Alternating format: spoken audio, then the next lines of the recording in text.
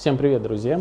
Перед нами, наверное, одна из очень нестандартных предложений и решений для рынка касательно электрических каминов.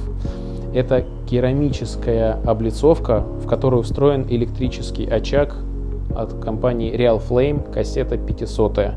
Выглядит все очень неоднозначно, но безумно красиво.